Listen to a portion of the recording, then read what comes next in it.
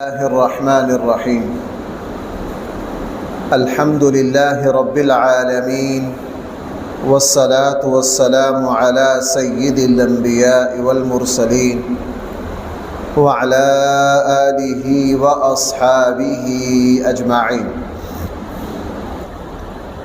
أما بعد، فأعوذ بالله من الشيطان الرجيم. بسم الله الرحمن الرحيم.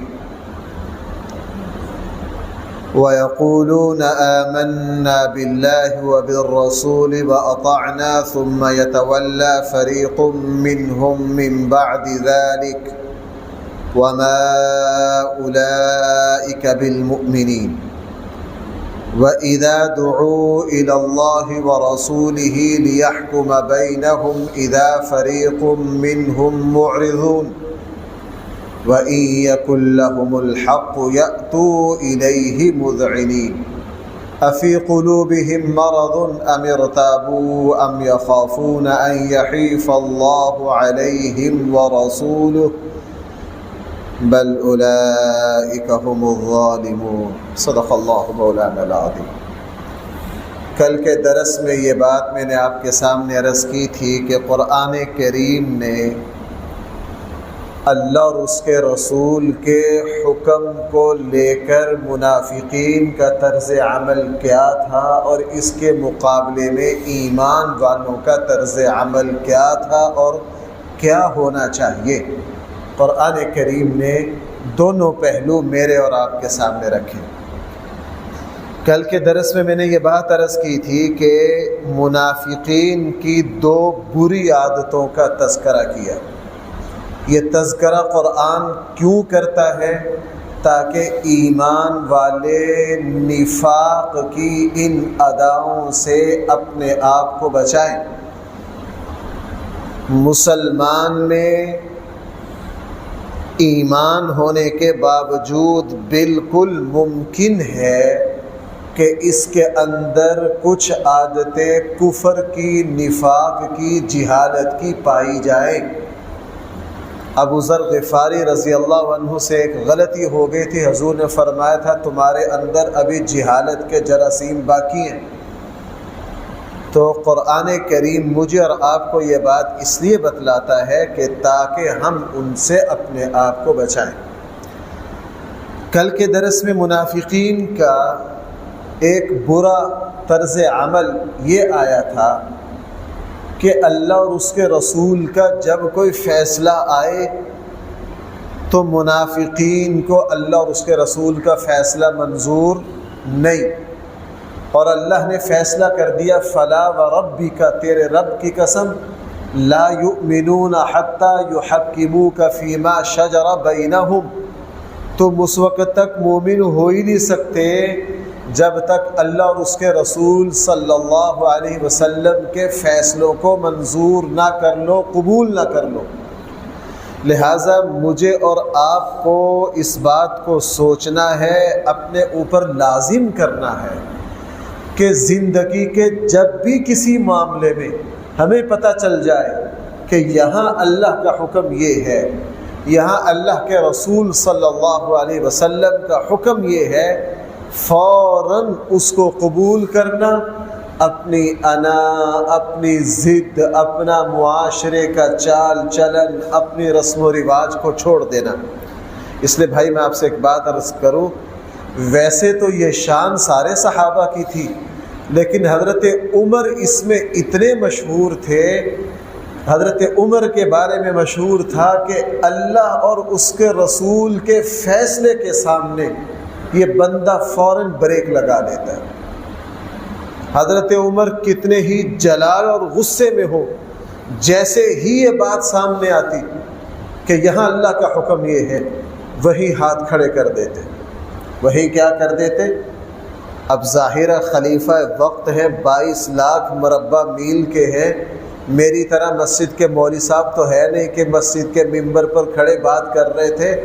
آپ یوں کہہ لیجئے ایوان صدر یا ایوان وزیر اعظم سے پالیسی بیان جاری کر رہے حضرت عمر، خطاب کر رہے، اور خطاب میں کہہ رہے ہیں لوگوں میں دیکھ رہا ہوں کہ تم فخر کے لیے مہر بڑھا رہے ہو، اپنے مالی حیثیت کو واضح کرنے کے لیے مہر زیادہ سے زیادہ رکھ رہے ہو، میں اس پر پابندی لگا رہا ہوں، آئندہ سے مہر زیادہ نہ رکھا کرو، مہر کم سے کم رکھو، یہ پالیسی بیان دیا خلیفہ وقت نے مجمع عام میں دیا۔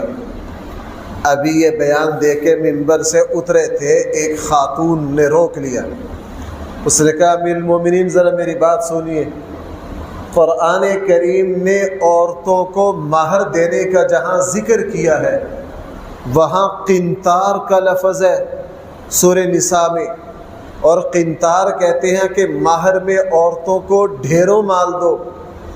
اللہ فرما رہے ہیں کہ عورت کو مہر میں ڈھیر سارا مال دو، اور آپ منبر پر کھڑے ہو کے کہہ رہے ہو بالکل تھوڑا دو۔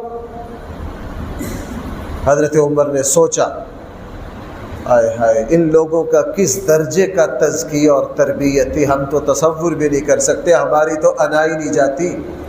حضرت عمر واپس پلٹے اور واپس منبر پر دوبارہ چڑھے، سب اپنی کابینہ کو دوبارہ بلایا اور بلا کر کہا لوگو عمر غلطی کر گیا اور ایک عورت حق کو سمجھ گئی۔ اس خاتون نے قرآن کی اس آیت سے یہ استدلال کیا اور بالکل ٹھیک کیا ہے، قرآن خود کہہ رہا ہے کہ مہر میں زیادہ سے زیادہ مال دو، لہٰذا میں اپنی بات کو کیا کرتا ہوں، واپس لیتا ہوں۔ صحیح احادیث میں صحابہ اکرام فرماتے ہیں قرآن کریم اللہ اور اس کے رسول کے فیصلے پر بریک لگا لیتے۔ حضرت عمر میں خاص صفت، بارش ہوئی مسجد میں تشریف لائے، مسجد کی قبلہ والی سائڈ میں حضرت عباس کا گھر تھا، وہ کچا زمانہ تھا، مسجد نبوی چھپر کی طرح تھا۔ دیکھا کہ ایک پرنالہ ہے حضرت عباس کا، چھت پر غلام نے مرغی ذبح کی، اس کا خون وہی چھت پہ جم گیا۔ بارش آئی تو بارش کا پانی یوں اوپر سے آ رہا ہے اور اس میں خون کی کچھ امیزش ہے۔ حضرت عمر مسجد میں تشریف لائے، جلالی آدمی تھے اور بڑے قد کاٹ کے تھے، حضرت عمر کا شیروں جیسا قد کاٹ تھا۔ حجۃ الوداع پر جب طواف لگے کرنے نا رسول اللہ صلی اللہ علیہ وسلم، تو حضرت عمر سے کہا عمر تم بہت تکڑے آدمی ہو، خیال کرنا ذرا کسی کو پاؤں میں نہ رون دینا طواف میں، کیونکہ حضرت عمر بڑے قد کاٹ کے تھے۔ اب مسجد میں آئے، پرنالہ دیکھا کہ پانی بھی آ رہا ہے اس سے اور اس کے اندر خون بھی کچھ امیزش ہے، اور یہ مسجد کے سین سے گزر رہا، غصے اور جلال میں نیزہ لیا اور اس پرنالے کو یوں مارا، اکھاڑ کے وہ مارا۔ اب خلیفہ وقت ہے، جلالی مزاج ہے، کس کی مجال ہے حضرت عمر کے سامنے بولے۔ نماز کا وقت ہوا، حضرت عباس تشریف لائے، حضرت عباس نے دیکھا میرا پرنالہ اکھاڑ دیا، سلام پھیر کے عباس نے کہا یہ پرنالہ کس نے اکھاڑا ہے؟ حضرت عمر نے کہا میں نے اکھاڑا ہے۔ کیوں اکھاڑا ہے؟ اس لیے کہ یہاں سے پانی بھی آ رہا اور یہ حضرت عباس نے فوراً کہا عمر تمہیں پتہ یہ پرنالہ یہاں کس نے لگوایا تھا اور میں نے کس کی اجازت سے لگایا تھا؟ میں نے یہ پرنالہ رسول اللہ صلی اللہ علیہ وسلم کی اجازت اور حضور کے حکم سے لگایا تھا، اللہ کے نبی سے میں نے اجازت لی ہے، میں نے اپنی مرضی سے نہیں لگایا۔ بس اتنا کہنے دے حضرت عمر وہیں ٹھہر گئے، اپنا جلال اور غصہ وہیں خود گئے، پرنالہ اٹھایا، حضرت عباس کا بازو پکڑا اور اسی پرنالے والی جگہ پر لے گئے اور وہاں جا کے رکوع کی حالت میں جھک گئے۔ حضرت عباس سے کہا آپ میری کمر پر چڑھ کر اس پرنالے کو دوبارہ لگا لیجئے، چونکہ یہ پرنالہ کس کا لگایا ہوا ہے؟ رسول اللہ صلی اللہ علیہ وسلم۔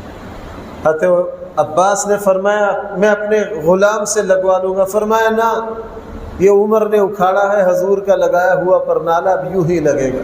وہ پرنالہ لگوایا اسی طرح، اور پرنالہ لگا کے جب واپس جا رہے تھے نا تو اپنے آپ سے، بعض دفعہ بندہ اپنے آپ سے کچھ باتیں کر رہا ہوتا ہے تو دھیمی زبان میں یہ کہتے ہوئے جا رہے تھے جس پرنالے کو حضور نے لگوایا ہو ابن خطاب کی کیا مجال ہے اس کو اکھاڑ دیں، جس پرنالے کو رسول اللہ صلی اللہ علیہ وسلم نے لگایا ہو ابن خطاب کی کیا مجال ہے۔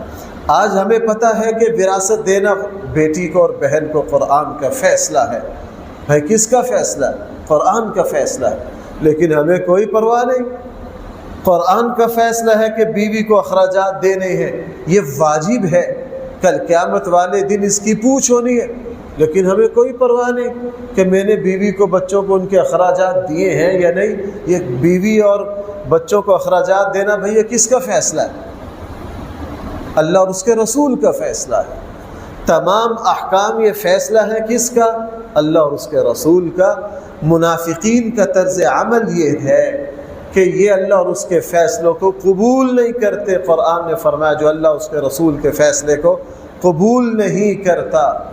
بیٹی کی شادی ہوئی ہے، وہ رخصت ہو کر چلی گئی ہے، شوہر سے کچھ ہلکی پھلکی ناراضگی ہو گئی ہے، بیٹی گھر آ گئی ہے، وہ دوبارہ جانا چاہتی ہے، اس کا اپنے شوہر سے تصفیہ ہو گیا ہے۔ اب باپ اپنی انا کی وجہ سے اڑا ہوا ہے کہ نہیں جی میں تو نہیں جانے دوں گا، اس نے میرے ساتھ فلاں کیا فلاں کیا۔ جناب یہاں نکاح ہے، بیٹی اپنے عاقلہ بالغہ ہے، وہ اپنی مرضی سے جانا چاہتی ہے۔ اس مسلمان عورت کو کوئی بھی اپنے شوہر کے پاس جانے سے روک نہیں سکتا۔ یہ اللہ کا فیصلہ ہے، یہ قرآن کا فیصلہ ہے۔ اور اللہ اور اس کے رسول کے احکامات بھائی یہ سارے کس کے فیصلے؟ اللہ اور اس کے رسول کے فیصلے کو ماننا، نہ ماننا یہ نفاق کی علامت ہے۔ اب دوسرا مرض، بات لمبی ہوگی، مجھے دوسری بات عرض کرنی تھی۔ قرآن کریم نے ارشاد فرمایا منافقین کا ایک دوسرا بدترین عمل یہ ہے جب ان کو یہ لگے نا کہ یہاں فیصلہ میرے حق میں ہونا ہے، میں صحیح ہوں، اس فیصلے سے مجھے فائدہ اور فیور ملے گی، تو یہ بھاگے بھاگے اللہ اور اس کے رسول کے فیصلے کے لیے آتے ہیں۔ جہاں پتہ چلے کہ ہم غلط ہیں اور فیصلہ ہمارے خلاف آنا ہے تو پھر اللہ اور اس کے رسول کے فیصلے سے بھاگتے ہیں۔ اور قرآن نے اسی بات کو سورہ حج کے دوسرے رکوع میں یوں بیان کیا وَمِنَ النَّاسِ مَن يَعْبُدُ اللَّهَ عَلَى حَرْفٍ فَإِنْ أَصَابَهُ خَيْرٌ اطْمَأَنَّ بِهِ۔ یہ منافق کنارے پر کھڑے ہو کے عبادت کرتے ہیں، اگر ان کو دین سے فائدہ ملے تو زندہ باد، اسلام بہت اچھا ہے، اگر ان کو دین سے ان کے مفاد پورے نہ ہوں تو یہ اسلام کو برا بھلا کہہ کر بھاگ جاتے۔ حاصل کیا ہوا کہ یہ لوگ دین کو مفاد کی نگاہ سے دیکھتے، اگر اس دین کے ذریعے دنیا کا مفاد ملتا ہو تو یہ اسلام دین بہت اچھا ہے، اگر مفاد پورا نہ ہوتا ہو تو یہ دین بہت برا۔ اور سورہ توبہ میں قرآن کریم نے منافقین کے بارے میں فرمایا جس جہاد اور جنگ میں، جس غزوہ میں جنگ کا خطرہ نہ ہو، مال غنیمت یقینی ہوتی، منافقین آگے آگے بھاگے جاتے۔ ان کو پتہ تھا کہ جنگ کوئی ہونی نہیں اور مال غنیمت مفت و مفت مل جانا ہے، اور جس جنگ میں پتہ ہوتا کہ بڑی سخت لڑائی ہونی ہے، جان دینی ہے، مال غنیمت کا کوئی پتہ نہیں، تو یہ منافق پچھلی صفوں میں ہوتے اور وہاں سے بھاگ جاتے۔ اس لیے غزوہ تبوک میں بہت مشکل جنگ تھی، کوئی بھی منافق نہیں گیا۔ اب قرآن کریم مجھے اور آپ کو کیا سمجھا رہا ہے؟ لوگوں یہ دین اپنے مفادات پورے کرنے کے لیے نہیں ہے، یہ دین اپنی دنیا سے جھولی بھرنے کے لیے نہیں ہے۔ دین کے جس حکم سے مفاد پورا ہوتا ہو تو وہ دین کا حکم بہت اچھا لگے، اور جہاں جذبات پر زد پڑتی ہو وہ دین کا حکم اچھا نہ لگے، یہ منافق کی علامت ہے۔ بھائی مشہور حدیث کیا ہے؟ انما الاعمال، آگے کیا ہے؟ وانما لامرئ۔ اس حدیث کا شان ورود کیا ہے؟ مدینہ کی طرف ہجرت ہوئی، ایک خاتون مکہ سے ہجرت کر کے کہاں آ گئی؟ مدینہ آ گئی۔ اس کے دیوانے تھے ایک عاشق، وہ بھی مدینہ پہنچ گئے۔ نہ مدینہ مقصد، نہ اسلام مقصد، نہ ہجرت مقصد، نہ اللہ کے نبی کی صحبت مقصد، نہ زیارت مقصد۔ مقصد کیا ہے؟ اپنے نفس کی منزل تک پہنچنا، صرف اس عورت سے نکاح کرنا۔ اور جب مدینہ میں رسول اللہ صلی اللہ علیہ وسلم تشریف لے گئے، اسلامی ریاست وجود میں آ رہی تھی، بہت سارے مفاد پرست بھاگ بھاگ کے مدینہ آئے تاکہ ہمیں بھی کوئی حصہ ملے۔ اللہ کے نبی نے فرمایا تم اس ہجرت سے جو نیت کرو گے وہی ہوگی، جس کی ہجرت اللہ اور اس کے رسول کی طرف ہے اس کو اجر ملے گا، اور جس کی ہجرت دنیا کی طرف ہے یا کسی عورت کی طرف ہے تاکہ نکاح کر لے تو جناب اس کو اللہ تعالیٰ کی طرف سے کچھ نہیں ملے گا۔ اب میں نے ایک صاحب کو سنا، کہہ رہا جی میں ذرا ٹور پہ جا رہا ہوں، اور میں نے کہا گرمی آتی ہے کہ دوست جو ہیں وہ ادھر ٹھنڈے علاقوں میں جاتے، میں نے پوچھ لیا بھائی کس ٹور پر جا رہے ہو؟ کہنے لگا میں عمرہ کے لیے جا رہا ہوں۔ کس کے لیے جا رہا ہوں؟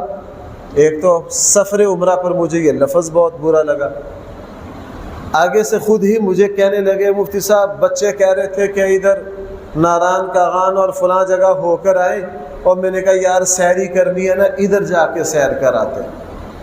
میں نے اسے کہا بھائی ضرور جاؤ لیکن نیت اور الفاظ درست کر لو، ضرور جاؤ نیت اور الفاظ کیا کر لو؟ درست کر لو۔ یہ سفر حج اور سفر عمرہ کوئی پکنک کا سفر نہیں ہے، یہ اللہ کے دین کو مفاد کے لیے استعمال کرنا ہے۔ اللہ کے دین کو کس لیے استعمال کرنا ہے؟ ساغر صاحب وہ جو مشہور بات ہے نا کہ بہت سے اولیاء اللہ دعا مانگا کرتے تھے اللہ ہمیں عبادت کی لذت نہ دینا، اس میں یہی حکمت تھی کہ کبھی ہم عبادت بطور لذت کے نہ کرنے لگ جائیں، ہمارا مقصد صرف عبادت سے لذت نہ ہو جائے۔ عبادت کا مقصد کس کی بندگی ہے بھائی؟ اللہ کی بندگی ہے، اللہ کی بندگی ہے۔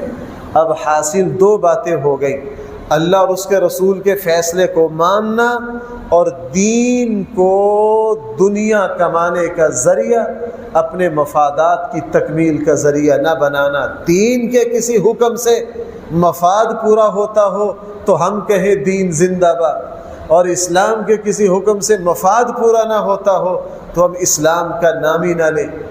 ہم اسلام میں ایسی پنچایتیں ہمارے یہاں دارالفتاح میں دسیوں مسائل آتے ہیں کہ خاندان کا جھگڑا ہے، ماشاءاللہ سب نے حج کر رکھا ہے، عمرے کر رکھے ہیں، نمازی ہیں باشرع،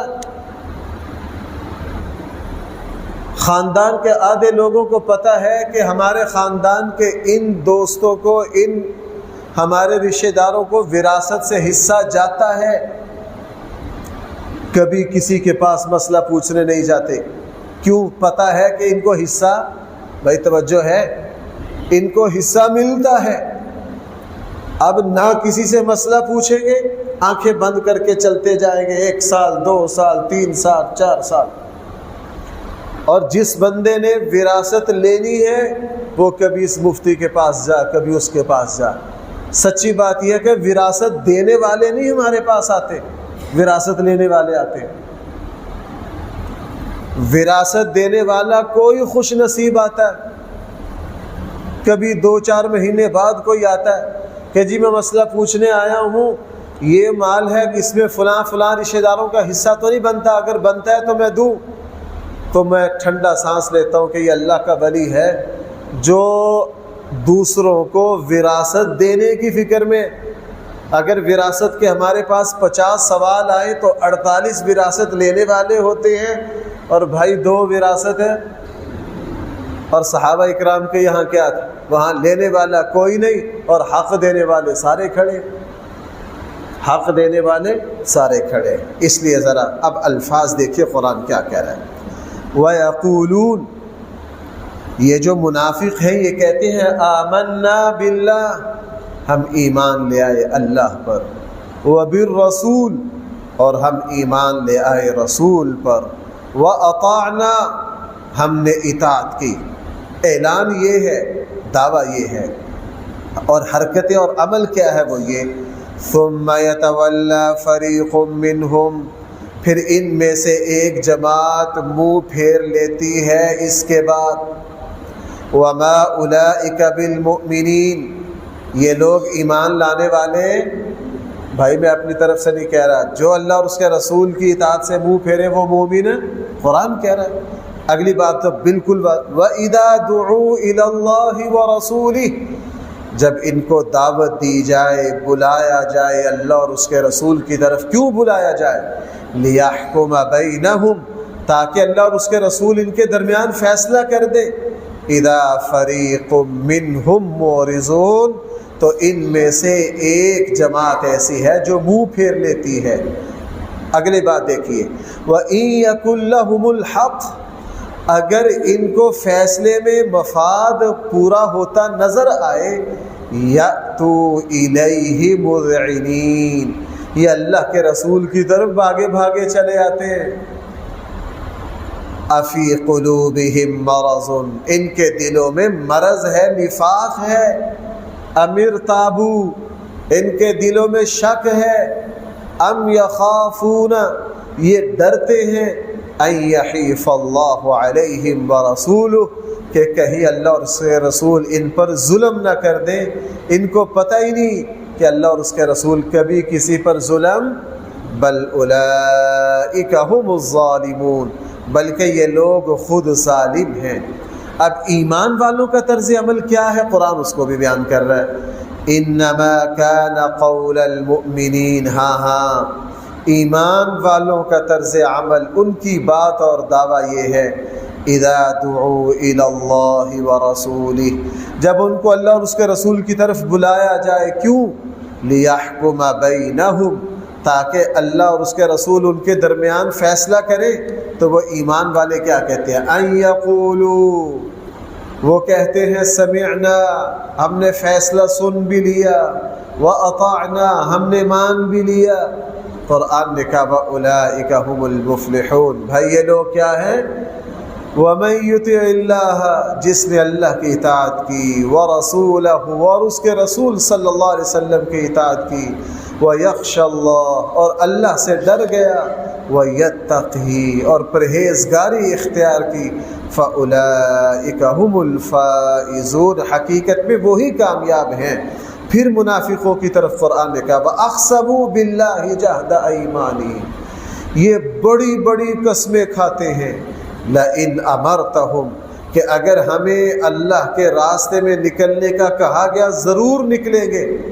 قل، آپ ان سے کہیے بڑی بڑی قسمیں کھا کے دھوکہ نہ دو، طاعت معروف، ہاں فرما برداری کرو اللہ کی، بڑے بڑے دعوے نہ کرو، عمل کرو۔ بھائی ذرا متوجہ ہونا، آخری بات، قرآن کہہ رہا ہے بڑے بڑے دعوے زبان سے نہ کرو، زبانی کلامی، اللہ اور اس کے رسول کو دھوکہ دینے کی کوشش نہ کرو، بلکہ کیا کرو؟ عمل کرو، عمل کرو۔ بڑی بڑی باتیں، بڑے بڑے دعوے، ہم نے یہ کر دیا، ہم نے فلاں کر دیا، ہم فلاں دین کا کام ہم نے یوں کر دیا، یہ جو بڑے بڑے دعوے ہیں یہ منافقین کا طرز عمل ہے۔ ایمان والے زبان سے بڑی بڑی باتیں نہیں کرتے، ہاں ان کا عمل اعلیٰ ہوتا ہے۔